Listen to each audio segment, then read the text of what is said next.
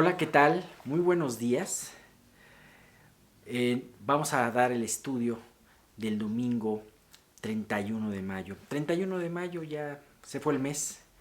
Este año y más con la cuarentena se nos ha ido muy rápido, pero es impresionante ver cómo pues fue un año muy distinto al anterior y cómo nosotros podemos tener nuestros planes, algunas situaciones de metas, pero Dios finalmente es el que decide y tenemos la esperanza al conocer la Biblia de que todas estas cosas que están pasando son para glorificar a Dios. Vamos a leer precisamente y vamos a ver en el Salmo acerca de cómo Dios es glorificado, cómo esta alabanza sirve para glorificar a Dios. Así que tengamos en cuenta que si hay un tiempo difícil es para orar, si hay un tiempo difícil es para glorificar a Dios, si hay un tiempo difícil es para enfrentar a las personas de que necesitan de un Salvador. Y bien, pues vamos a continuar. Vamos a continuar, pero no sin antes pidiéndole a Dios que nos guíe en esto que vamos a ver el día de hoy. Vamos a agachar nuestros rostros y pedimos, Señor, te queremos pedir de una manera muy especial y darte primeramente gracias por por este tiempo que tú permites, Señor, para poder grabar este estudio. Gracias, Dios, porque pues Dios, tú nos has regalado cada día, Señor, cada domingo, pues el poder compartir estas enseñanzas, Señor. Y te queremos pedir de una manera muy especial que sean de mucha bendición, no solamente para la iglesia, sino también, Dios, para cualquier otra persona que pueda escucharla. Ayuda a que la enseñanza de Miguel, la enseñanza del Salmo, Señor, pues pueda hablarle a la gente. Y muy especial, te lo pedimos especialmente en la iglesia, pero también te queremos pedir por aquellos que en este tiempo han sufrido alguna tribulación, algún familiar enfermo, alguna pérdida. Para ellos, Dios, llévalos a tener esperanza a través de tu palabra. Te queremos pedir por todo esto. Y guía cada una de las palabras que voy a decir conforme a la necesidad de la gente, a la necesidad de cada uno de los escuchas. Y todo esto te lo pedimos en el nombre de tu Hijo Jesús. Amén.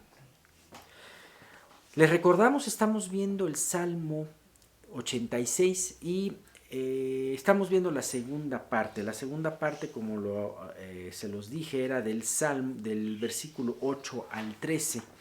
Y alcanzamos a ver la semana pasada parte de los versículos que que había dejado de la primera parte. Alcanzamos a ver uno, el número 8. Y estábamos viendo precisamente el número 8. Vamos a leer toda esta parte, ¿no? Para poderla recordar y retomar.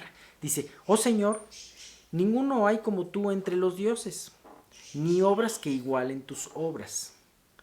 Todas las naciones que hiciste vendrán y adorarán delante de ti, Señor, y glorificarán tu nombre, porque tú eres grande y hacedor de maravillas. Solo tú eres Dios.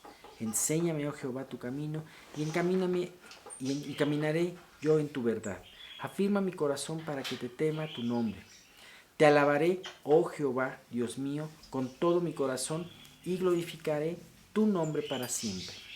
Porque tu misericordia es grande para conmigo y has librado mi alma de las profundidades del Seol.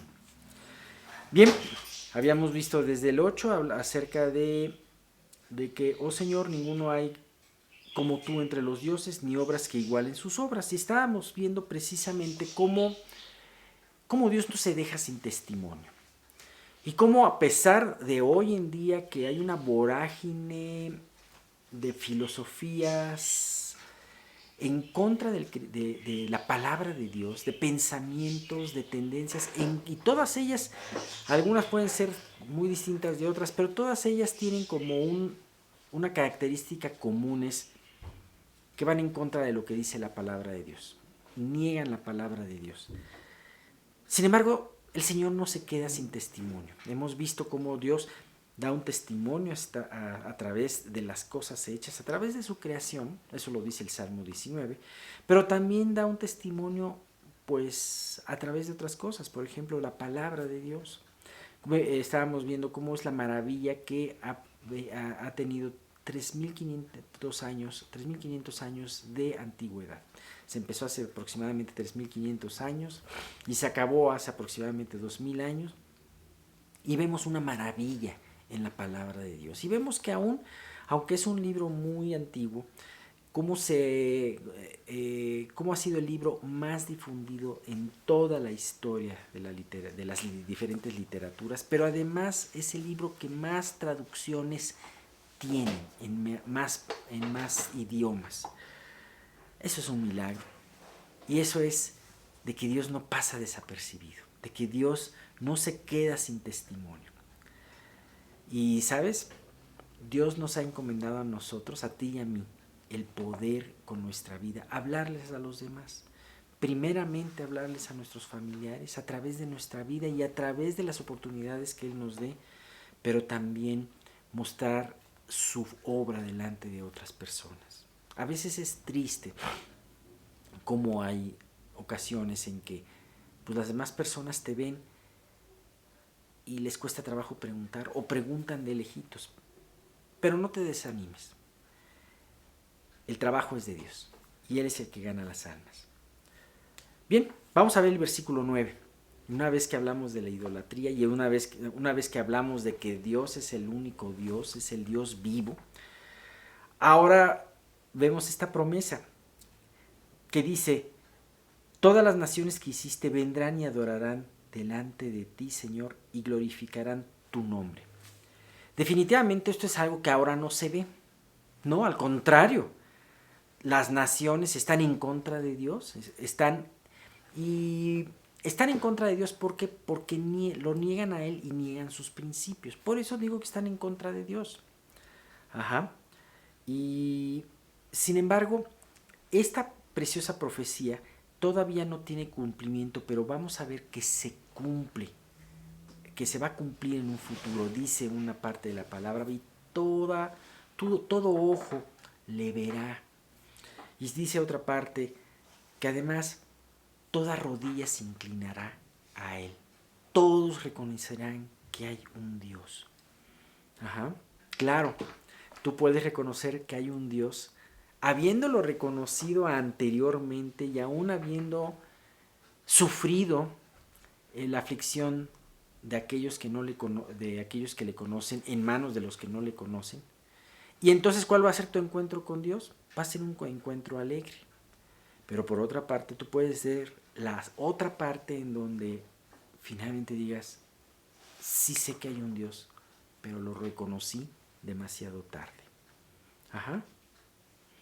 Fíjate que en aquel entonces todos los ídolos de los que hablamos en el capítulo anterior, en el versículo anterior, habrán sido destruidos y barridos. Y el mayor ídolo del hombre, su orgullo, estará aplastado. ¿Sabes? Es increíble ver cómo se cumple el plan de Dios en toda la Escritura. El plan de Dios no era, o el objetivo principal de Dios no era su pueblo, como tampoco el objetivo principal es su iglesia. ¿A qué me refiero? Dios ha utilizado tanto al pueblo de Israel como su iglesia, pero ¿para qué? Para que la humanidad le conozca. Este es un punto importante, dice Gálatas 3:8, y la Escritura, previendo que Dios había de justificar por la fe a los gentiles, dio de antemano la buena nueva a Abraham, diciendo: en ti serán benditas todas las naciones. Así que Israel, que es la descendencia de Abraham, fue utilizado precisamente para que todas las naciones supieran de Dios. Y ahora, a través de la iglesia, Dios ha traído esto, finalmente, desde hace 2000 años, no solamente la nación judía, sino todo aquel que quiera acercarse a Dios va a pertenecer a su pueblo. Siempre sabemos que Dios tenía un lugar para los extranjeros, y que aquellos extranjeros que proclamaran su nombre, que se humillaran delante de Él, todos ellos serían parte de su pueblo, y Dios no se avergonzaría de ser su Dios. Tenemos el caso de Rahab, la ramera, tenemos el caso de Ruth, que aún hasta aparecen en la genealogía del Mesías, ¿no? Bien, vemos en Isaías una un par vemos esto que se cumple en el libro de Isaías, y unas profecías que siempre me han gustado mucho, que habla de ciertas naciones que en aquel entonces se veían como una nación completamente opuesta a Dios, por su paganismo, por su orgullo, por sus prácticas depravadas. Y ahora vemos cómo Dios dice, estas naciones serán mías. Dice en Isaías 18:7, en aquel tiempo será traída ofrenda a Jehová de los ejércitos, del pueblo de elevada estatura y tez brillante, del pueblo temido desde su principio y después, gente fuerte y conquistadora. Habla de un pueblo extraño, ¿verdad? Cuya tierra es surcada por ríos, al lugar del nombre de Jehová de los ejércitos, al monte Sión. Aquí habla, es una profecía de Etiopía, que algún día ellos alabarían a Dios. En Isaías igualmente 19, versículos del 23 al 25 nos dice, en aquel tiempo habrá una calzada de Egipto a Asiria. Fíjate, 2 países contrarios a Dios. Terribles en sus formas de hacer las cosas, en su idolatría, en su paganismo, ¿no? Una calzada de Egipto a Siria. Y además, en esa época, enemigos entre ellos, ¿no? Y asirios entrarán en Egipto y egipcios en Asiria. Y los egipcios servirán con los asirios a Jehová. Fíjate. En aquel tiempo Israel será el tercero con Egipto y con Asiria para bendición en medio de la tierra. Qué maravillosa promesa, ¿no? Porque Jehová de los ejércitos los bendecirá, diciendo, bendito el pueblo mío Egipto, y el asirio obra de mis manos, e Israel mi heredad. Qué impresionante, ¿no? Así que podemos ver cómo se va a cumplir de que las naciones que hiciste vendrán y adorarán delante de ti. Versículo 10 dice, porque tú eres grande y hacedor de maravillas, solo tú eres Dios. ¿Sabes? Los ídolos, la idolatría trae confusión. Porque la idolatría, como habíamos visto, viene de nosotros mismos, viene de nuestros pensamientos. Acabo de leer un artículo acerca del ateísmo y cómo obra el ateísmo en la confusión de la gente. Pero no solamente me remito al ateísmo, hay muchas gentes que dicen que creen en Dios, pero a la hora de escarbarle, realmente creen en un Dios hecho por ellos mismos. Un Dios que en vez de seguir ellos a Dios, más bien hacen que ese Dios los siga a ellos, ¿no? De acuerdo a sus caprichos, de acuerdo a todo lo que ellos quieren, ¿no? Y bueno, pues los múltiples ídolos obran para confusión del hombre, pero Dios no es un Dios de confusión. Así que si tú te decides servir al verdadero Dios, Él no te va a confundir. ¿Sabes quién te confunde? Satanás. ¿Sabes quién es el que te dice hacer y te habla mal de Dios? ¿Sabes quién es el que te dice Dios no es fiel, Dios es injusto? Satanás. Eso es el Dios de este siglo. Pero Dios no se queda sin testimonio, ¿no? Y bien, pues, así que podemos ver que, como habíamos retomando lo que habíamos dicho en el versículo anterior, como Dios tiene esas maravillosas, es grande y es hacedor de esas maravillas, lo podemos encontrar en la creación, así como también lo podemos encontrar en su palabra, en su iglesia. Fíjate qué maravilla Dios ha hecho a través de la iglesia. Un grupo de hombres débiles enfrentaron un imperio con la gracia de Dios, con el Espíritu, se multiplicaron, y el imperio romano, que es de él, pues ahora no es nada, ahora quedó en la historia. Sin embargo, la iglesia continúa, y así como el imperio romano, muchos otros poderes que se han levantado y han tratado de menospreciar, de destruir a la verdadera iglesia, verdaderamente la iglesia prevalece. Y esas son las maravillas que Dios hace, ¿no? Tú eres grande y hacedor de maravillas. Dios no es un Dios de confusión. Si tú llegas a Él, si tú acudes a Él, Él nunca te va a defraudar, porque es grande y es hacedor de maravillas. Y solamente tú eres Dios. David decía esto en medio de todos estos pueblos cananitas que tenían idolatría, ¿no? Y mucha gente vemos cómo claudicaba entre uno y entre otro pensamiento, ¿no? Ánimo, la oscuridad va a pasar y con nuestros propios ojos finalmente veremos al Rey de Reyes siendo honrado por todas las naciones. Dice Apocalipsis 1:7. He aquí viene con las nubes y todo ojo le verá, y los que le traspasaron y todos los linajes de la tierra harán lamentación por él. Sí, amén. Qué terrible la realidad para mucha gente que niega a Dios, que niega sus principios. El día que se encuentren cara a cara con Él, ¿no? Bien, versículo 11. Y este es un versículo que a mí se me hizo medular central en este salmo. Fíjate, dice, enséñame, oh Jehová, tu camino y caminaré yo en tu verdad. Afirma mi corazón para que tema tu nombre.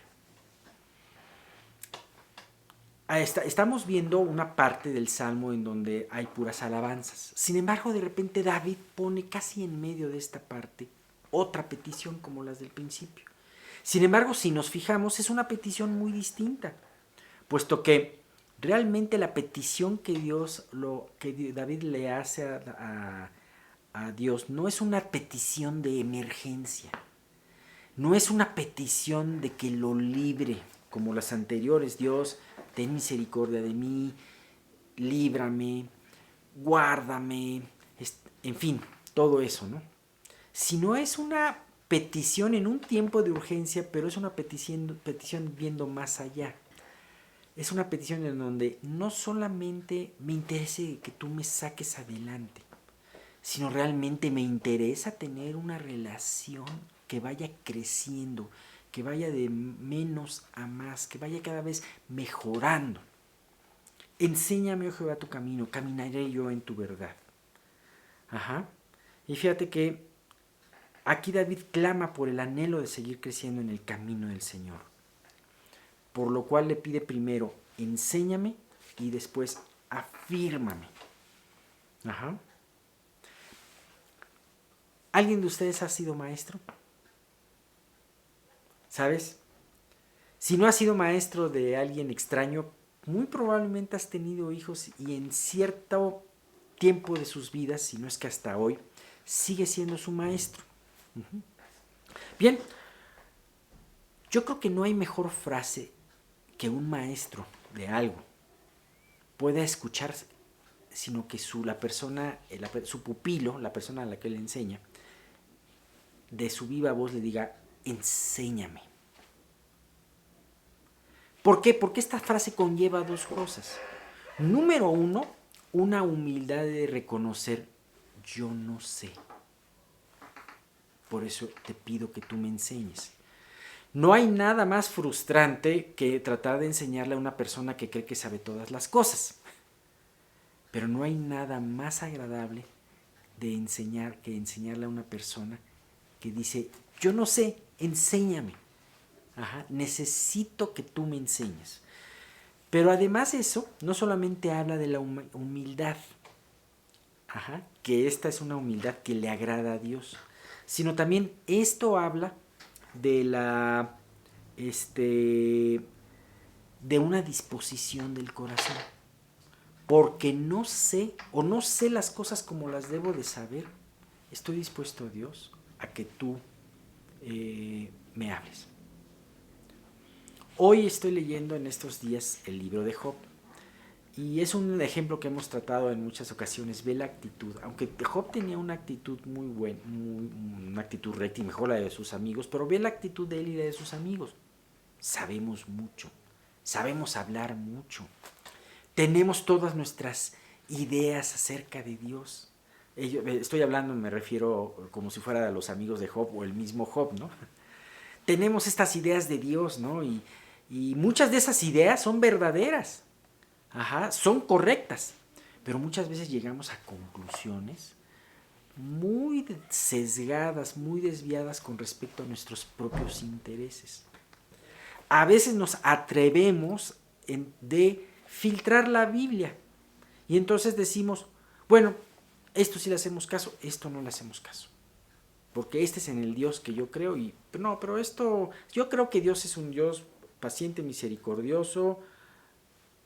Oye, pero después dice que de ninguna manera tendrá por inocente al culpable. No, eso ya no me gustó de Dios, ¿no? Entonces, concebimos a un Dios a nuestra manera. Y ese es un ídolo. Pero a mí me impresiona, por el contrario, la actitud de David. Enséñame, Dios. Y además, aquí tiene otra tercera cosa. Enséñame tu camino, Jehová. Enséñame, oh Jehová, tu camino. Caminaré yo en tu verdad. ¿Sabes? No solamente enséñame para yo tener mayor conocimiento, sino si tú me enseñas tu verdad, Señor, yo estoy dispuesto a caminar en ella. Y este es un punto muy importante. ¿Cuántas veces no queremos hacer esto? Muchas. ¿Estás dispuesto a que lo que Dios te revele en un estudio, estés dispuesto a caminar con Él? Yo creo que eso es algo muy importante. Con respecto a esto que digo, acordémonos que 1 Corintios 8:2 dice, si alguno se imagina que sabe algo, aún no sabe nada como debe de saberlo. Así que 3 cosas muy importantes. Humildad. Reconozco que no sé o que no sé cómo debo de saberlo. Así que enséñame. Segundo, disposición. Enséñame, yo quiero aprender. Pero tercero es, ¿para qué quieres aprender? ¿Sabes? Es muy peligroso recibir conocimiento si no estás dispuesto a caminar en ese conocimiento. Porque acuérdate que el conocimiento envanece. El simple conocimiento envanece. Me puedo imaginar cuando Herodes le preguntó a aquellos escribas y doctores de la ley dónde habría de nacer el Cristo. Y entonces ellos citaron sin ningún problema de memoria Miqueas 5:2 dice que está en Belén y entonces de memoria dice en el versículo. Sin embargo, ese conocimiento que tenían ellos no los movió ni siquiera 10 kilómetros a ver a su Salvador. Así que tenemos que tener mucho cuidado de eso, ¿no? No acumular el conocimiento y si no estamos dispuestos a que Dios lo haga una realidad en nuestras vidas. Y bien, ahora viene la segunda parte de este versículo que dice, afirma mi corazón para que tema tu nombre. ¿Sabe? En la versión NTV, Nueva Traducción Viviente, lo dice de otra manera también. Dice, concédeme pureza de corazón para que te honre. ¿Sabes? De alguna manera, tanto es afírmame mi corazón como dame pureza de corazón. Es un trabajo que Dios hace en la vida de la persona. Aquí David estaba diciendo, ok, Señor, tú me vas a enseñar, tú me vas, porque yo quiero ser enseñado y estoy dispuesto a caminar por tu camino. Sin embargo, yo reconozco que por mí mismo no puedo hacerlo. Yo reconozco que necesito de tu gracia, de tu poder, para poder caminar en ese camino. Eso nos remite mucho a lo que años después Ezequiel dijo en Ezequiel 36, del 26 al 27. Les daré un corazón nuevo y pondré un espíritu nuevo dentro de ustedes. Les quitaré ese terco corazón de piedra y les daré un corazón tierno y receptivo. Pondré mi espíritu en ustedes para que sigan mis decretos y se aseguren de obedecer mis ordenanzas. ¿Sabes? Esto es lo mejor que pudo haber hecho David. Enseñarnos a reconocer esto. ¿Tienes ganas de aprender la palabra de Dios? ¿Tienes ganas de caminar en sus caminos? pero Dios tiene que obrar en nuestros corazones para que lo haga. Tiene que convertir ese duro corazón, y como dice aquí, terco corazón de piedra, en un corazón de carne, accesible a sus mandamientos. Y eso es lo que Dios ha estado haciendo en la vida de aquellos que se han convertido durante todos estos años. A veces podríamos tratar vanamente de convencer a alguien, a algún incrédulo, de que siga a Dios, de que se comporte de cierta manera. Oye, perdona, ¿no? Oye, sé honesto. Y no está de más decirlo a veces, ¿no? A veces las personas necesitan ser enfrentadas, pero a veces no nos damos cuenta lo terrible que es tratar de hacer esto sin una fuerza interior que solamente Cristo nos da. Terminamos esta parte con los versículos 12 y 13, que dice: Te alabaré, oh Jehová, Dios mío, con todo mi corazón, y glorificaré tu nombre para siempre, porque tu nombre es grande para conmigo, y has librado mi alma de las profundidades del Seol. Aquí dos cosas muy rápidas, ¿sabes? Retoma David la alabanza. Retoma la alabanza y dice: tu misericordia es grande para conmigo y has librado... te alabaré una vez más, dice: oh Dios mío, con todo mi corazón, y glorificaré tu nombre para siempre. Una vez enseñados y confirmados por el Señor, anhelando ese crecimiento de Dios. Fíjate que todas las peticiones: ten misericordia de mí, guárdame, cuídame de mis enemigos, todo eso, todas esas peticiones de alguna manera son para pasar la prueba, salir adelante, y son válidas, aceptan. Es así que el Salmo nos lo está enseñando. Pero esta última petición fue: Dios, anhelo crecer. Y creo que esas son, más bien, no creo, estoy seguro, esas son las peticiones más importantes que tenemos que hacer en nuestra vida. Dios, no solamente Dios, sácame de la aflicción que tengo, sino Dios, llévame a crecer. Y aún, aunque tengo ganas de que tú me saques de esta aflicción, pero utiliza el tiempo que esté yo en ella, esta aflicción, para hacerme crecer. Así que, una vez afirmado el corazón en Dios, entonces con toda libertad podemos alabarlo. Y aquí hay algo muy importante. Fíjate, esto es lo que nos da la alabanza adecuada. ¿Sabes que la alabanza adecuada viene de un espíritu quebrantado? El glorificar a Dios viene de un espíritu humilde. ¿Por qué viene la alabanza de un espíritu quebrantado? Porque entonces todas las cosas que traiga Dios para tu vida las vas a creer en fe, las vas a estar esperando en fe. Y además, como dice el dicho, todo lo amargo te será dulce. Pero aquí el punto es más bien, cualquier punto, hasta el más pequeño, que Dios traiga a tu vida, vas a poder sorprenderte de él, ¿no? Alabarlo. Y además, un espíritu humilde es aquel que glorifica a Dios, es aquel que dice: no fui yo el que tuvo la victoria, no fui yo el que hablé a estas personas, sino es Dios, gracias, porque yo no fui, sino fuiste tú. Reconozco que fuiste tú. Tu misericordia es grande para conmigo. Estaba pidiendo David por misericordia, ahora dice: tu misericordia es grande para conmigo, y has librado mi alma de las profundidades del Seol. ¿Sabes?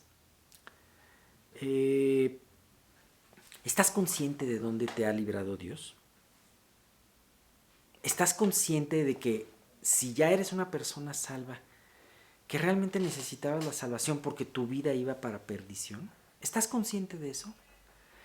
¿Sabes que podemos haber tenido trayectorias muy diferentes para venir a Cristo?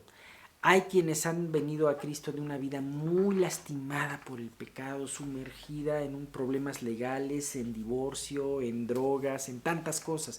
Y hay personas que las han tenido más tranquilita, que inclusive hasta de niños o de jovencitos se han convertido sin tener esa trayectoria tan lastimosa por el pecado. Sin embargo, hay algo muy importante, tanto unos como otros necesitaban de Cristo. Y el milagro de la redención fue hecho tanto en uno como en otros. ¿Sabes?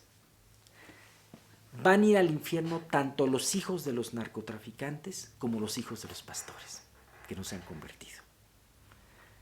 Pero ese es el punto que necesitamos aquilatar. No compararte con alguien más, sino realmente decir: Dios, aunque no me he divorciado, aunque no he pertenecido al crimen organizado, aunque no he matado a nadie, sé que mi vida ha colmado la medida de maldad. Sé que mi vida sin Cristo es una vida perdida. Y eso es algo muy importante. David, el gran rey, decía: y has librado mi alma de las profundidades del Seol. ¿Qué tan consciente estás tú de eso? Me encanta esta mujer que fue y le lavó los pies y lloró delante de los pies de Jesús cuando estaba Jesús en la casa de Simón el fariseo. Y sobre todo lo que más me gustó es las palabras con las cuales Jesús exhorta y enfrenta al fariseo. Le dice 7:47, Lucas 7:47, por lo cual te digo que sus muchos pecados le son perdonados, porque amó mucho, mas aquel a quien se le perdona poco, poco ama. Tanto a esa mujer se le perdonó mucho como a Simón el fariseo, solamente que esa mujer lo reconocía, se sentía más pecadora. Terminamos con una oración. Señor, gracias porque podemos ver cuán importante es poder reconocer que necesitamos ser enseñados por ti y hacer el voto, Dios, de querer seguir tus caminos cuando tú nos los enseñes, pero también reconocer que no somos capaces ni de ser enseñados, ni siquiera menos de caminar por nuestra propia cuenta en tus caminos. Dios, abre nuestros corazones, lleva que podamos extenderlos delante de ti, para que, Señor, podamos no solamente caminar, sino anhelar y ser posible este camino en nuestras vidas. Haz este trabajo en nuestras vidas. Guárdanos en esta pandemia, Señor, guarda a la gente de la iglesia. Gracias, Dios, porque has puesto también en nuestros corazones orar por otros enfermitos. No los voy a decir todos, pero te quiero pedir en este tiempo por cada una de estas personas que tú nos has encargado el orar por ellos. Tú sabes quiénes son. Te queremos pedir, Dios, que tú traigas primeramente la salvación a ellos y a sus familias, pero también en tu amor y en tu gracia concédeles la salud y la vida. Todo esto te lo pedimos en el nombre de tu Hijo Jesús. Amén.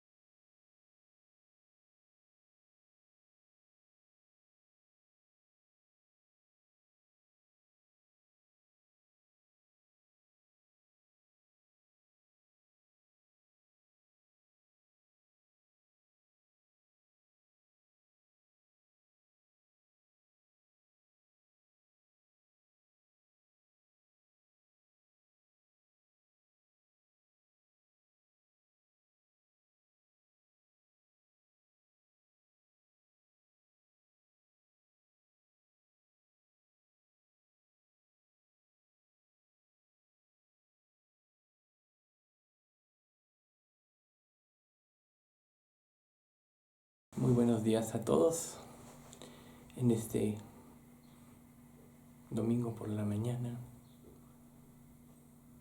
que en lugar de reunirnos tenemos que pasar un video. Seguramente todos extrañamos el reunirnos personalmente, pero pues Dios sabe y Él un día dará en su santo amor el tiempo que volvamos a congregarnos. Mientras tanto, pues esta es una buena alternativa para que no dejemos de recibir enseñanzas de la palabra y pues esta predicación que vamos a ver hoy en la mañana. Espero les sirva a ustedes para que sean edificados y puedan comprender en forma más profunda la gracia de Dios. Vamos a hacer una breve oración para que el Señor guíe. Señor, te agradecemos mucho por este tiempo de estudio. Queremos pedirte, Señor, que tú guíes esta predicación con tu Santo Espíritu y que tú prepares nuestro corazón para entender espiritualmente todas las enseñanzas que se den el día de hoy, reconociendo, Señor, que en mí no hay nada y dándote a ti todo el poder y la gloria de lo que hoy se predique y podamos entender todos. Te pedimos esto en nombre de Cristo Jesús. Amén. Entonces, el título de esta predicación se llama Si somos muertos con Él, también viviremos con Él. Y está basado en un pasaje de 2 Timoteo capítulo 2, versículos del 11 al 13, que dice de la siguiente manera: la siguiente declaración es digna de confianza. Si morimos con Él, también viviremos con Él. Si soportamos privaciones, reinaremos con Él. Si lo negáremos, Él nos negará. Si somos infieles, Él permanece fiel, pues Él no puede negar quién es. Entonces este mensaje del día de hoy pretende mostrar la necesidad que nosotros tenemos como creyentes de morir a lo que somos, tenemos o deseamos, que pueden ser un estorbo en nuestra entrega y en nuestra consagración para seguir cumplidamente el camino de la voluntad de Dios. Recordemos que la voluntad de Dios, como dice Romanos 12:1-2, así que hermanos, os ruego por las misericordias de Dios, que presentéis vuestros cuerpos en sacrificio vivo, santo, agradable a Dios, que es vuestro culto racional. No os conforméis a este siglo, sino transformaos por medio de la renovación de vuestro entendimiento, para que comprobéis cuál sea la buena voluntad de Dios, agradable y perfecta. Por tanto, nosotros tenemos que recordar en todo momento que la voluntad de Dios es buena, es agradable y es perfecta. Entonces, este pasaje nos muestra claramente la necesidad de poner en las manos de Él lo que es nuestra vida, para que Él la administre y pueda esto contribuir a nuestro desarrollo espiritual, que el propósito es que nosotros lleguemos a ser semejantes a Cristo. Entonces vamos a analizar este pasaje poco a poco. El primer punto, la primera declaración es que Dios es digno de confianza. Es digno de confianza por su carácter. Dios es amor y es juez, pero su amor fue más allá de su justicia, justificándonos a través del sacrificio de Cristo.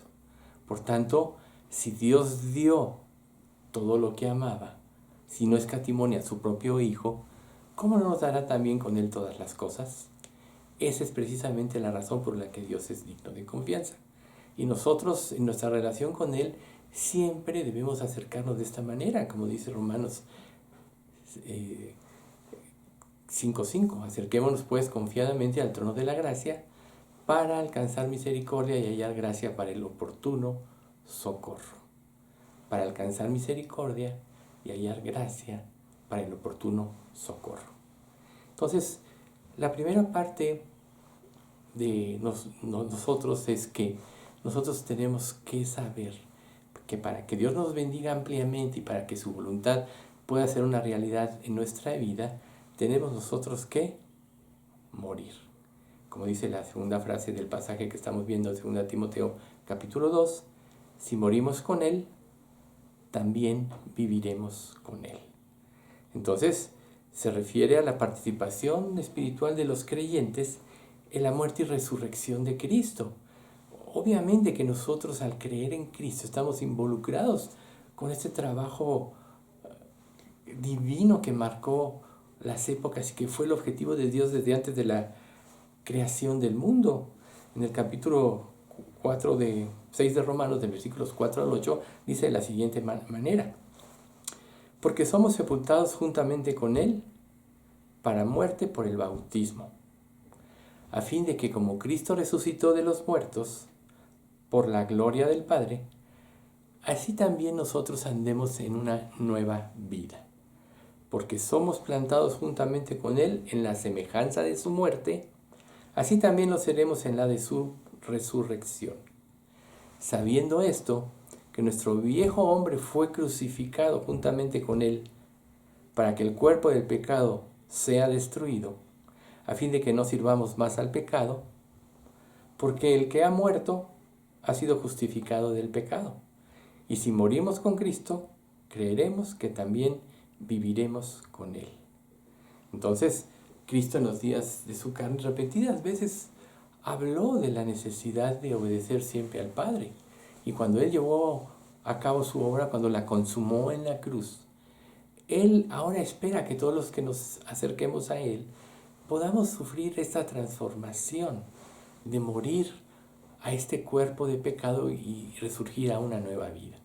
Si bien es cierto que nuestro cuerpo humano seguirá adelante y será influenciable de todo lo que nos rodea, del mismo pecado, de la corriente de pensamiento de este mundo que es opositor a Dios, también es cierto que la mente de Cristo y su palabra está por sobre todas estas cosas. Entonces, para que nosotros podamos pasar adelante repetidas crisis, siempre tenemos que morir a nuestras expectativas para dar paso a la voluntad de Dios. Recordando, la voluntad de Dios es buena, es agradable y es perfecta.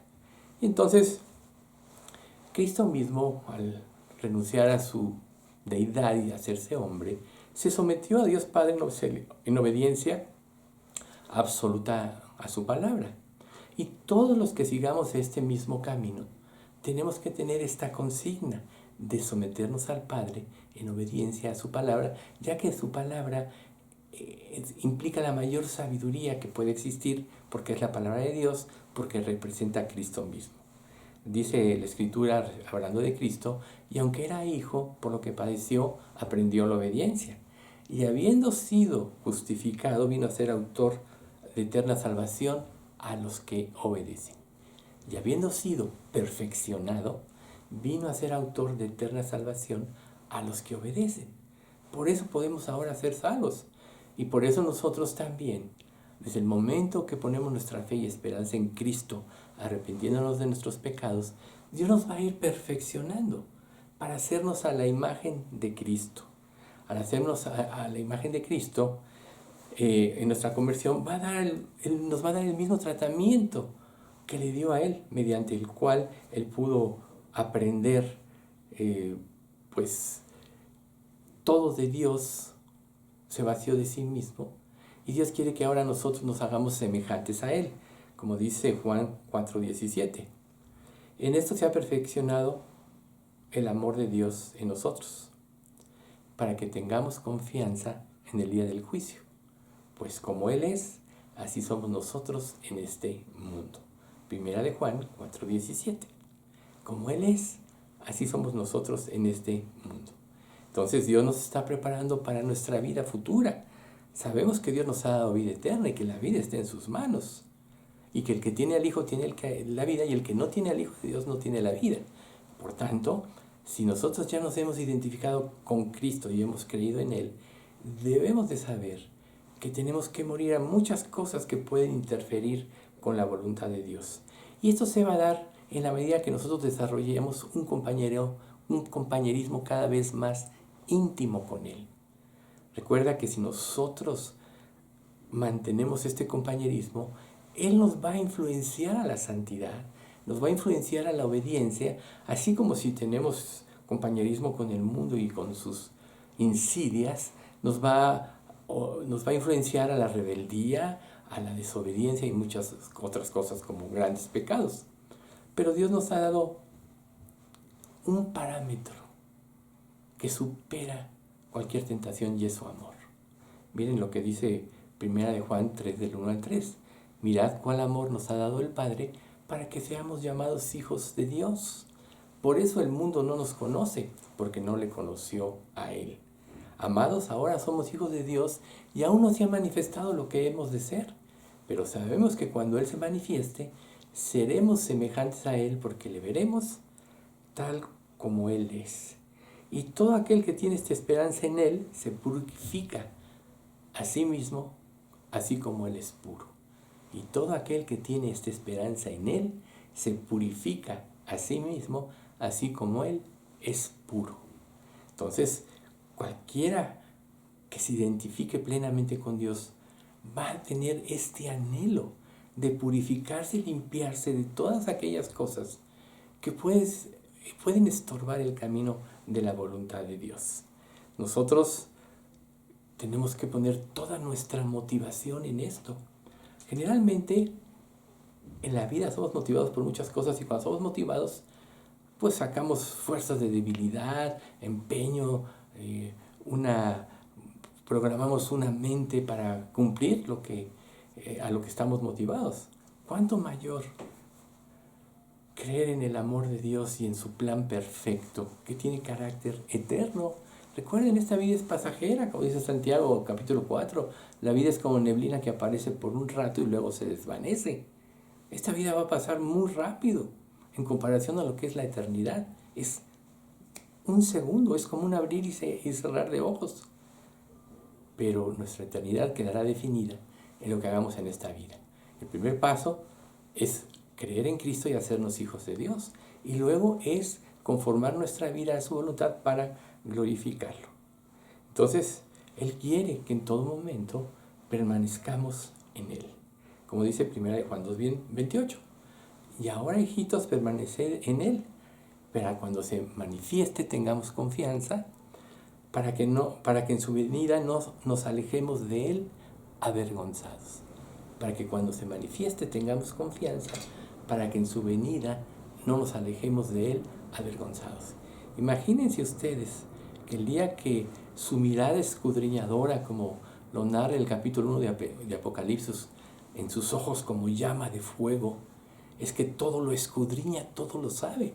Que Él sepa que no fuimos fieles en nuestro corazón, que nuestras intenciones no fueron puras de glorificarlo y agradarle a Él, y lo ponga en evidencia. Ahí es cuando vamos a salir avergonzados. Pero Dios nos está dando la oportunidad en esta vida de comprometernos con Él, de comprometernos en sus objetivos, ya que se lo debemos todo a Él. Y si ya se lo debes todo a Él, ¿por qué no vivir para glorificarlo y darle honra como Él merece? En 1 de Pedro 5:10 dice: mas el Dios de toda gracia, que nos llamó a su gloria eterna en Jesucristo, después de que hayáis padecido un poco de tiempo, Él mismo os perfeccione, afirme, fortalezca y establezca. Después de que hayáis padecido un poco de tiempo, Él mismo os perfeccione, afirme, fortalezca y establezca. Ese es el propósito de Dios para nuestra vida.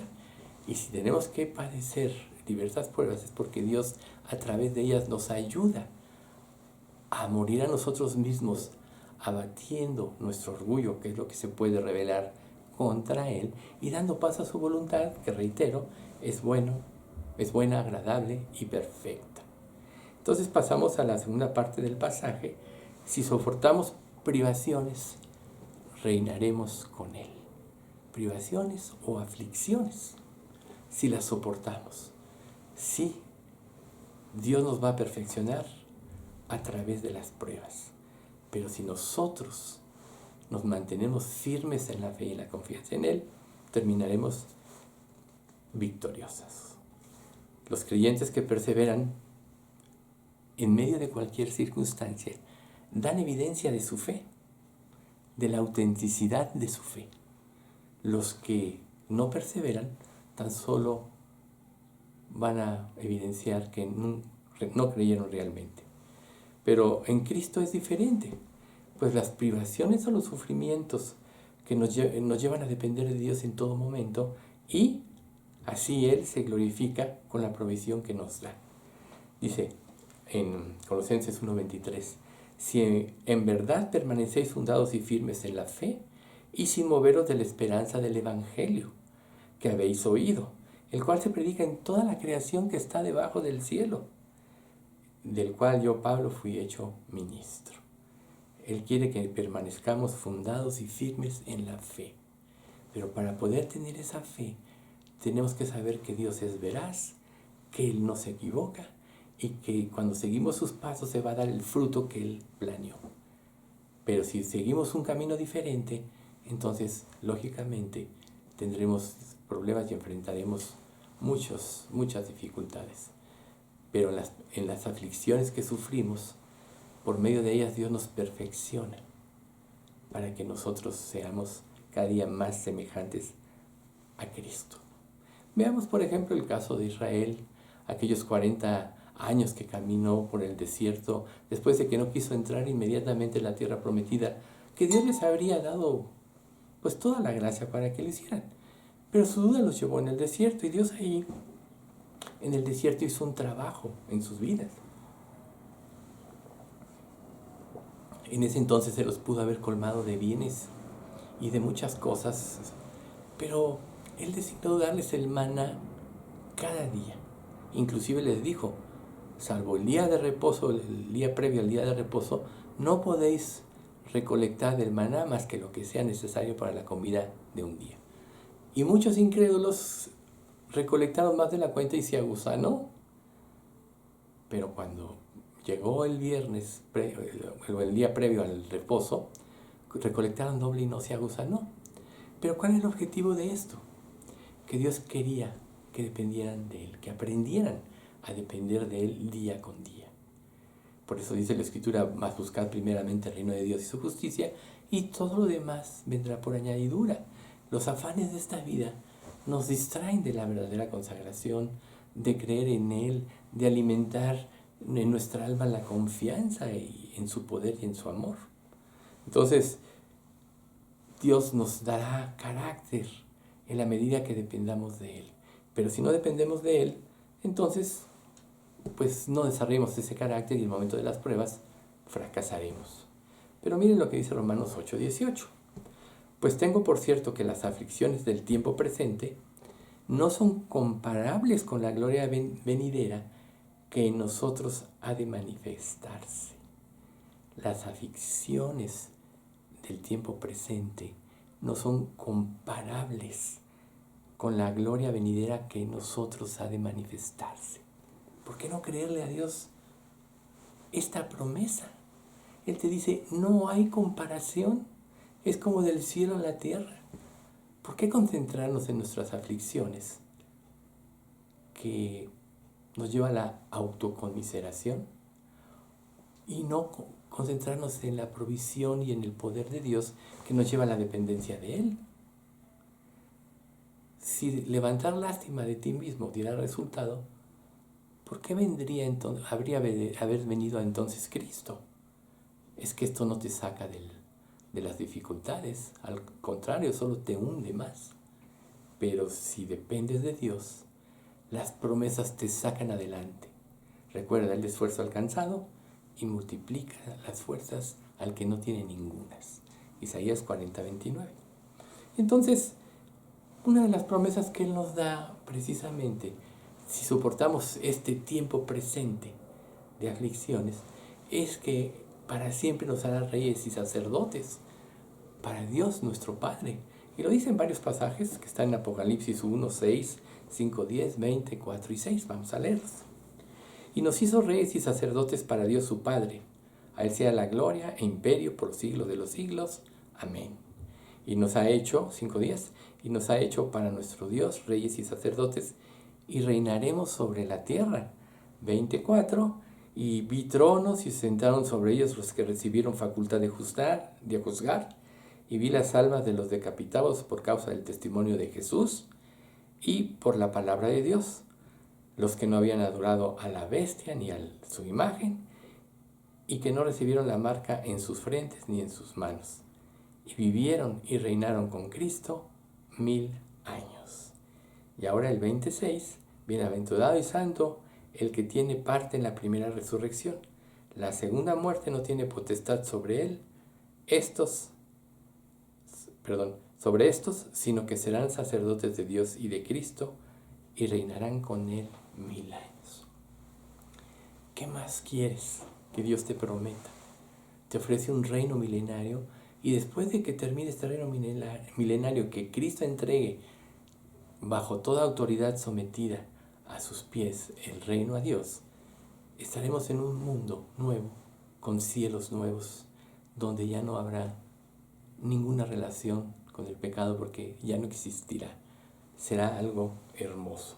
Entonces es necesario que cada uno de nosotros mantenga su vida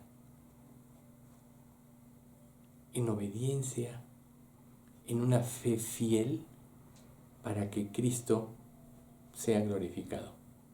Aún en las pruebas y privaciones. Recuerden ustedes, por ejemplo, en el libro de Hechos, cuando llaman a los apóstoles y los escarnecen y les dicen que no vuelven a mencionar ese nombre. Y ellos salieron felices porque habían sido dignos de sufrir los vituperios de Cristo. Es un privilegio sufrir por causa de Cristo, porque quiere decir que nuestra vida está causando convicción a los que nos rodean. Pero si tú vives y nadie sabe ni siquiera que eres cristiano, a menos que tú se los menciones, si cuando te dicen, te ven vivir de una manera diferente, te dicen que cambiaste de religión y no ven vida en ti, quiere decir que no estás dando un testimonio verdadero. Pero Dios, en su infinita gracia, nos ayuda a que seamos testimonios de Cristo, y esto pondrá al mundo a pensar de que hay una vida diferente. Recuerden, solo existen dos religiones: los que creen en Cristo y los que no creen en las múltiples denominaciones que tengan. Entonces, Dios quiere que nosotros vivamos precisamente en ese poder que resucitó a Cristo de los muertos, en la dependencia de Él, dice, a fin de conocerle y el poder de su resurrección y la participación de sus padecimientos, llegando a ser semejantes a Él en su muerte. Filipenses 3:10. Llegando a ser semejantes a Él en su muerte. Este es un verdadero privilegio. Entonces, es necesario que la vida de Cristo se manifieste en nosotros en plenitud, para que otros puedan ver que Dios puede cambiar las vidas de esencias. Dice Pablo, dijo en la epístola de Gálatas 2:20, con Cristo estoy juntamente crucificado, y ya no vivo yo, mas vive Cristo en mí, y lo que ahora vivo en la carne, lo vivo por fe en el Hijo de Dios, el cual me amó y se entregó a sí mismo por mí. Lo que ahora vivo en la carne, lo vivo por fe en el Hijo de Dios, el cual me amó y se entregó a sí mismo por mí. Cuando nosotros creemos en este amor, es fácil crucificar nuestra carne. Es fácil dejar de vivir por nuestras metas y deseos egoístas para vivir bajo la voluntad de Dios para glorificarle. ¿Sí? Entonces, si nuestra motivación es Jesucristo y su reino, las cosas en esta vida cambiarán y los sufrimientos serán relativos, tomarán una dimensión diferente. Entonces, vamos a pasar a la siguiente parte del pasaje, 2 Timoteo 2, del 11 al 13, que dice: si lo negáremos, Él nos negará. Muchas veces tú te puedes preguntar, bueno, ¿cómo voy a negar a Jesús? Si Él dio todo por mí, si yo ya creí en Él. Pero bueno, nosotros podemos ver que en una fe firme se perfecciona a través de las pruebas. Y vemos, por ejemplo, en Timoteo 1:9 dice, en primera dice, manteniendo la fe y buena conciencia, desechando la cual naufragaron en cuanto a la fe algunos. O sea, fe y buena conciencia es lo que nos mantiene en la vida cristiana. Fe en sus promesas, en su perdón y en su amor.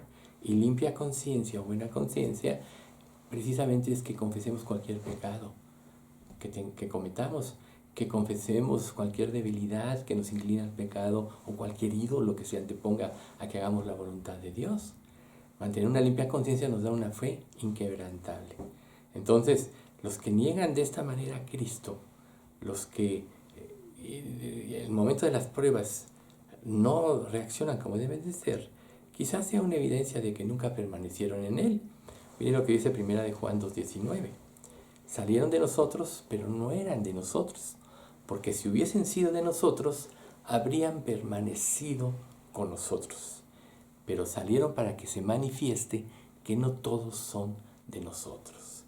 De hecho, las pruebas en la vida son necesarias para que la fe se revele si es pura o no es pura. Y claro, si no es pura, nosotros tendremos que ir a Dios si queremos hacer su voluntad y orar hasta que nos dé esa fe inquebrantable, que no dudemos en hacer la voluntad de Dios, porque sabemos que las bendiciones de seguir su voluntad serán eternas, tendrán un carácter eterno. Entonces, una persona que niega en una prueba manifiesta, como decíamos hace un momento, que su fe no es fidedigna. Pero es, por ejemplo, el caso de Judas. Pero una fe que puede fallar, pero reconoce y retrocede, es una fe fidedigna. No es que no fallemos, sabemos que todos fallamos, todos pecamos cada día. Pero veamos el ejemplo de Pedro. Cuando niega a Jesús, Pedro le dice, esta noche, antes que el gallo cante 2 veces, negarás 3 veces que me conoce. Y Pedro dice, no, te seguiré a donde quiera que vayas. Y pues desde el huerto desde el huerto de Getsemaní, cuando van a apresar a Jesús, pues él con todos los demás sale huyendo. Y luego pues va a la casa del sumo sacerdote y Juan, que lo conocía, dice a los empleados o a los súbditos ahí, soldados que lo dejen pasar. Y ahí una criada lo reconoce y es donde lo niega 3 veces. Pero ¿qué sucedió después de esto? Salió y lloró amargamente. Verdaderamente se arrepintió. Judas no se arrepintió.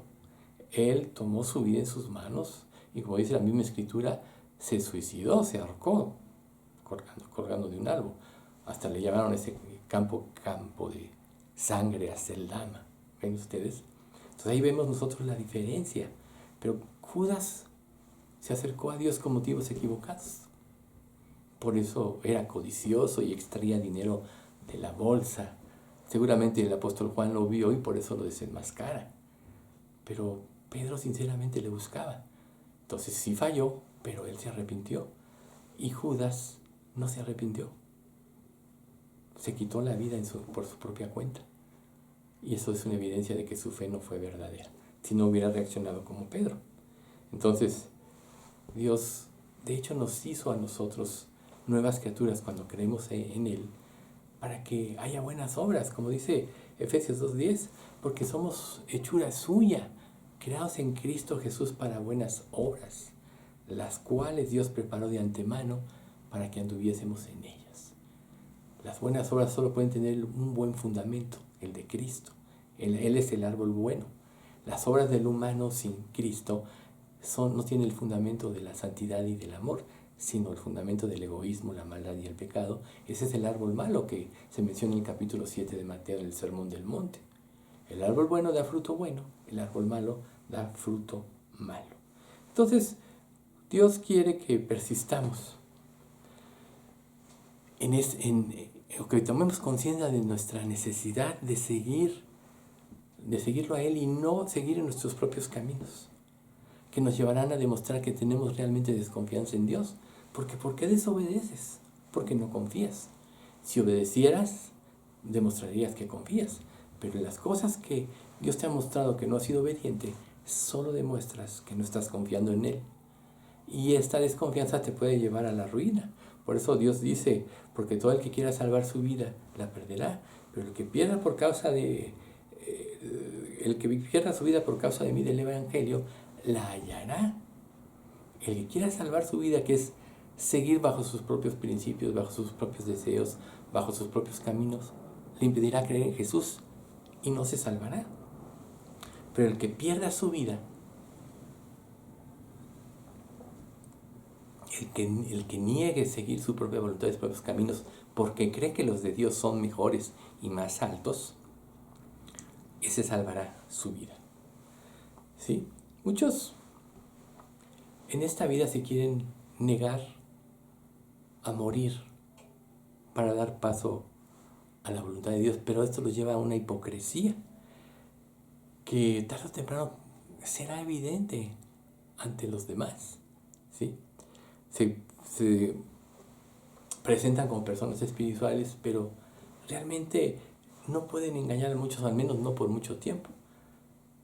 O quizá los puedan engañar, pero no a Dios. Por eso dice en Mateo 7, 22 y 23, muchos me dirán aquel día, Señor, Señor, ¿no profetizamos en tu nombre y en tu nombre hicimos muchos milagros y en tu nombre echamos fuera demonios? Y entonces les declararé, nunca os conocí, apartados de mí, hacedores de maldad.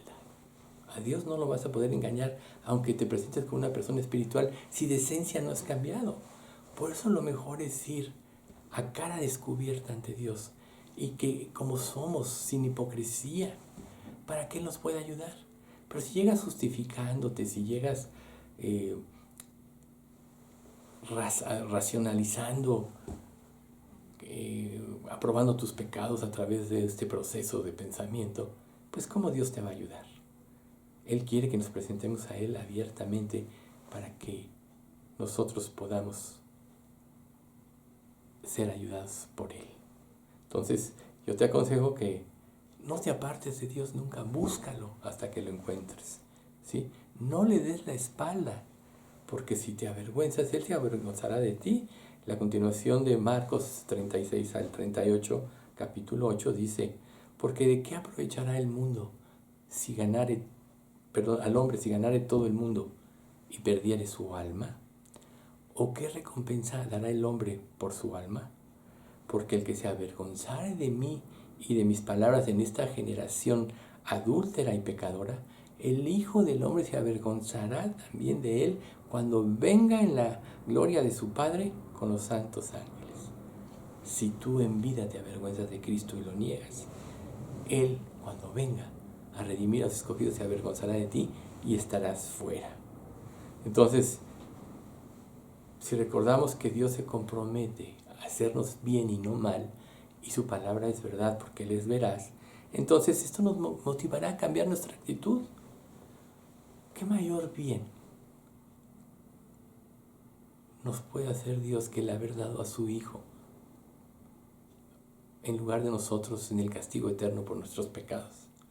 Esa es la máxima expresión de su amor. Y si tú menosprecias esto, te hundirás en un mundo de pecado y de confusión que no va a parar.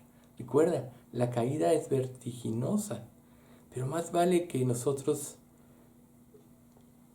nos inclinemos a hacer el bien y no el mal. ¿Cómo? Dependiendo de Dios para que nos motive a cambiar nuestra actitud de suficiencia. En realidad, muchos en la vida lograron muchas cosas esforzándose, pero la eternidad y todo esto de cosas perecederas, pero la eternidad no es por tu esfuerzo, sino es por la gracia de Dios.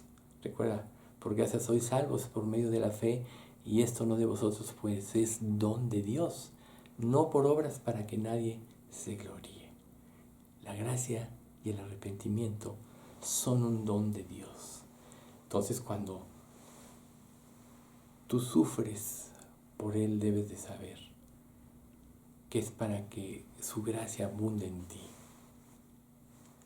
Si tú le niegas, demostrarás que realmente no eres salvo. Pero si tú le reconoces, entonces demostrarás que estás creyendo en Él. Por eso Jesús nos pide en Romanos 6:11, así también vosotros consideraos muertos al pecado, pero vivos para Dios, en Cristo Jesús, Señor nuestro. Muertos al pecado, muertos a tus deseos egoístas que solo te separan de Dios. Recuerda que uno de los principios del pecado es la autocomplacencia.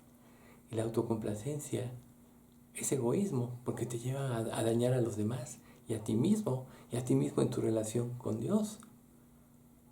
En tu mente puede haber muchas ideas y muchos pensamientos pecaminosos, y no creas que porque nadie se entera o no los llegas a consumar, no estás pecando. No, Jesús dijo que en el corazón están los malos pensamientos. Desde el corazón Dios juzga. Entonces, si tú miras a una mujer para codiciarla y adulteras en tu corazón, no necesitas cometer un acto carnal. Con mirar, con desear el mal, con gozarse en la lujuria, tú estás pecando ante Dios. Por eso es tan importante que tú te consideres muerto al pecado, que renuncies a ese tipo de pensamientos que te separan de Dios, y si los llegas a tener, confiésalos y pídele que te cambie la mente. A final de cuentas, el arrepentimiento es precisamente el deseo de ya no seguir en una vida que nos separa de Dios. Es cambio de dirección, y Dios te concede el cambio de mente. Por tanto, algo que tú sientes que no puedes dejar, con una mentalidad, si te arrepientes, si dependes de Él, te cambia la mente y ya no te va a hacer daño. Es por eso que es tan importante el arrepentimiento. Entonces, dice en 2 Corintios 1:9, pero tuvimos en nosotros sentencia de muerte para que no confiásemos en nosotros mismos, sino en Dios, que resucita a los muertos. Así que es como nosotros tenemos que vivir, con una sentencia de muerte, pero para que se manifieste la vida de Cristo, que no tiene nada que ver con las cosas que este mundo te puede ofrecer. Recuerden el pasaje que vimos la vez pasada, cosas que ojo no vio, ni oído oyó, y que no han entrado en corazón de hombre. Todas estas cosas Dios ha preparado para los que le aman. ¿Ven ustedes? Ni nadie se puede imaginar lo que Dios tiene, pero Dios es el creador de todo. Su poder es infinito y su comunión con Él debe superar cualquier relación, relación o deseo de este mundo. Entonces, para que tú tengas plena seguridad de que Dios no te negará, tienes que pedirle que te ayude a seguir en sus caminos. Tienes que quitarte ese peso de maldad de encima que te tiene esclavizado y no te deja moverte. Dice Hebreos 12:1, por tanto también nosotros, teniendo en derredor nuestro tan grande nube de testigos, despojémonos de todo peso y del pecado que nos asedia, y corramos con paciencia la carrera que tenemos por delante, puestos los ojos en Jesús, el autor y consumador de la fe. Hebreos 12:1 y 2. Puestos los ojos en Jesús, despojémonos de todo peso y del pecado que nos asedia. La Escritura sabe que el pecado te asedia y tu mente tiene que cambiar para que lo puedas vencer. Y de ahí va a depender tu fidelidad. Por eso la siguiente parte es: si fuéramos infieles, Él permanece fiel, pues Él no puede negar quién es. Entonces, aquí infieles se refiere a una falta de fe salvadora. Los incrédulos negarán a Cristo porque su fe no es genuina. Eso es básicamente de lo que habla en principio. Dice en Santiago 2:14-16, hermanos míos, ¿de qué aprovechará si alguno dice que tiene fe y no tiene obras? ¿Podrá la fe salvarle? Y si un hermano o hermana están desnudos y tienen necesidad del mantenimiento de cada día, y alguno de vosotros le dice, id en paz, calentados y saciados, pero no le dais las cosas que son necesarias para el cuerpo, ¿de qué aprovechan? Entonces aquí el planteamiento es que la verdadera fe te lleva a acciones. Conocer y no hacer no es fe. Por eso la Escritura dice en 1 Corintios 8:1, el conocimiento envanece, pero el amor edifica. Conocer sin hacer no es fe. La fe se manifiesta por las acciones de nuestra vida, que lo trata Santiago en su carta. Entonces, quien niega la fe, quien es infiel generalmente es porque no ha puesto su fe y su confianza en Él. Pero cuando nosotros venimos a Cristo, entonces ya estamos reconciliados con Él. Ya Dios nos ha dado un equipamiento, la armadura divina, y ya no depende de nosotros el cambio, sino depende de Él. Entonces, Jesús es fiel para salvar siempre, a los que crean en Él. Dice Juan 3:16, porque de tal manera amó Dios al mundo que ha dado a su Hijo unigénito, para que todo aquel que en Él cree no se pierda, mas tenga vida eterna. O sea, si tú crees, tú te vas a salvar. Pero también Dios va a ser fiel para juzgar al que no crea. El que en Él cree no es condenado, dice el 18, Juan 3:18. El que en Él cree no es condenado, pero el que no cree ya ha sido condenado porque no ha creído en el nombre del unigénito Hijo de Dios. ¿Te das cuenta que aquí ya los mandamientos tomaron un matiz diferente? El que no cree ya ha sido condenado, porque más grande que todo los mandamientos es el amor de Dios. Por eso en Romanos 8:2 dice: la ley del Espíritu de Cristo, de vida en Cristo Jesús, me ha librado de la ley, del pecado y de la muerte. Ahorita ya nosotros ya no estamos regidos bajo la ley de Moisés, aunque se va a usar cuando Dios use. Pero ahora estamos regidos por la ley del amor de Cristo. Entonces rechazar el amor de Dios manifestado en Jesucristo es cometer la peor afrenta que un ser humano podría tener. Entonces, cuando nosotros ya hemos puesto nuestra confianza en Él, su fidelidad para los que hemos creído consiste en que trabajará en nuestras vidas y en nuestras debilidades por medio de la disciplina para que seamos conformados a la imagen de Cristo. Dice en Isaías 48:10: he aquí, te he purificado, y no como a plata. Te he escogido en horno de aflicción. Sí, el fuego todo lo purifica. Y cuando Dios permite aflicciones o pruebas en nuestra vida, es para cambiarnos de esencia por dentro. Nos purifica. Entonces, la fidelidad de Dios hará que Él siempre trabaje en nosotros para quitar todo estorbo, para que vayamos a Él en una relación creciente.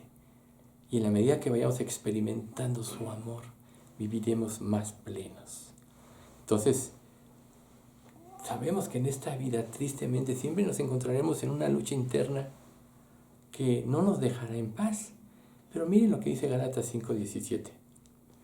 Porque el deseo de la carne es contra el espíritu y el del espíritu contra la carne. Y estos dos se oponen entre sí para que no hagáis lo que quisierais. Esa es la lucha que nosotros experimentamos cada día.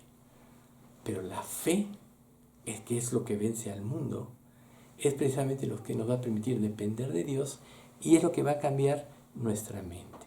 Entonces, Dios es fiel a sus promesas y siempre que nos apoyemos en una promesa,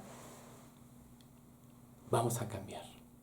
¿Y por qué Dios es fiel? Porque no miente ni se arrepiente, porque su pensamiento es perfecto.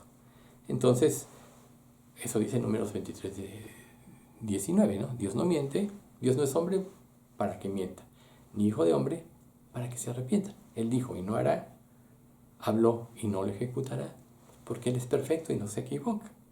Entonces, nosotros debemos impedir a toda costa vivir fuera de la voluntad de Dios. Nuestra consigna debe ser que seamos absorbidos por la vida de Cristo y no por el pecado. Porque si dejamos que el pecado reine en nuestro cuerpo mortal, estaremos haciendo a un lado la gracia de Dios. Y es precisamente lo que dice Romanos 6, del 12 al 14. No reine pues el pecado en vuestro cuerpo mortal, de modo que lo obedezcáis en sus concupiscencias. Ni tampoco presentéis vuestros miembros al pecado como instrumentos de iniquidad, sino presentaos vosotros mismos a Dios como vivos entre los muertos, y vuestros cuerpos y vuestros miembros a Dios como instrumentos de justicia. Porque el pecado no se enseñoreará de vosotros, pues no estáis bajo la ley, sino bajo la gracia. ¿Te das cuenta? Si tú realmente te arrepentiste, creíste en Cristo, eres una nueva criatura, las cosas viejas pasaron, todo esto es hecho nuevo y el pecado no se enseñoreará de ti. Dios siempre te dará la salida cuando tengas una tentación, como dice 1 Corintios 10:13. Dará juntamente con la tentación la salida para que podáis soportar. Esa es su fidelidad y esa es su gracia. Por tanto, para quien cree en Dios, No hay pretexto de no vencer el pecado. Pero si descuidas esto, tendrás aflicciones en tu vida. Pero si persistes en ello, más bien repasa si realmente tu fe es genuina o no. Esa es la importancia de este pasaje que estamos analizando en esta predicación.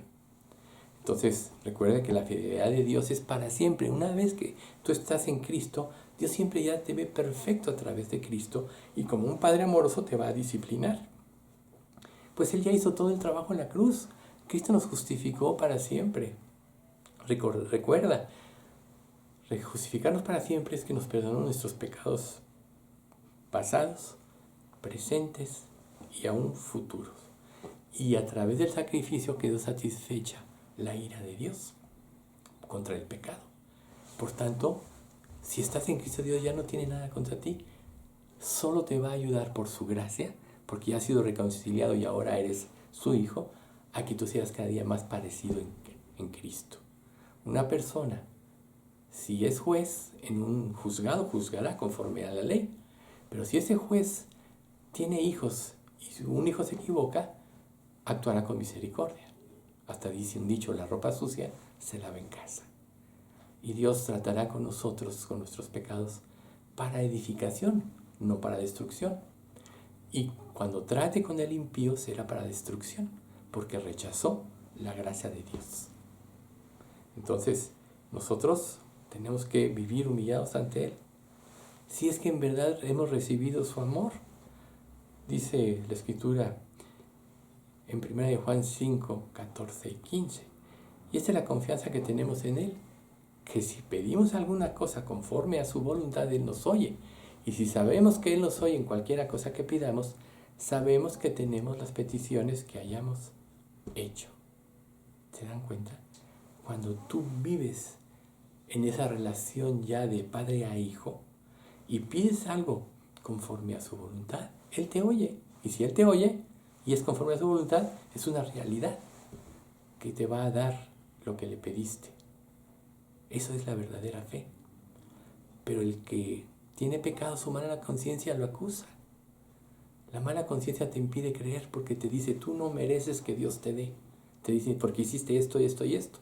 Pero cuando tú te arrepientes y crees en la gracia, y esa gracia cubre tus pecados, entonces no hay mala conciencia porque ya quedaron lavados en Cristo. No hay nada que te pueda impedir relacionarte con un Dios santo. ¿Sí? Es verdad que nosotros vamos a fallar y frecuentemente, pero cada día, si dependemos de Él, nos iremos, recuerde, el arrepentimiento cambia la mente, nos iremos siendo más parecidos a la mente de Cristo. Y siempre Él nos ayudará a volvernos al camino correcto. Por eso dice en 1 Corintios 11, 31, si nos examinásemos a nosotros mismos, no seríamos juzgados. Y el 32, más siendo juzgados, somos castigados o disciplinados por el Señor para que no seamos condenados con el mundo. Por tanto, ¿cuál es la forma fidedigna en la cual tú te puedes examinar ante Dios? ¿Cuál es esa forma? Con la palabra de Dios. La palabra de Dios es luz que escudriña todo tu ser por dentro y saca a flote, como ya lo hemos dicho, nuestra maldad, nuestros resentimientos, nuestra amargura, para sanarla. Pero ¿cómo podremos creer en su fidelidad? Primero tenemos que entender que Dios no es como nosotros. Quizá muchas veces de tus dudas actuales es porque crees que Dios es como tú. Y si tú eres un mentiroso, pues crees que Dios es un mentiroso. Si tú no eres fiel, crees que Dios es infiel. Pero si tú crees en la perfección de Dios, en que Él es perfecto, en que Él no hay pecado, en que Cristo nunca pecó y por eso nos pudo redimir del pecado, entonces tú irás a Él. Entonces, irás con confianza. Pero si dudas, por ejemplo, de su provisión diaria, quizás te lleve a robar, a hacer fraudes, a engañar, para asegurar tu provisión según tú. Pero el pecado añade pecado. Y un día tu pecado te alcanzará. ¿Y qué vas a hacer ese día? Sufrir.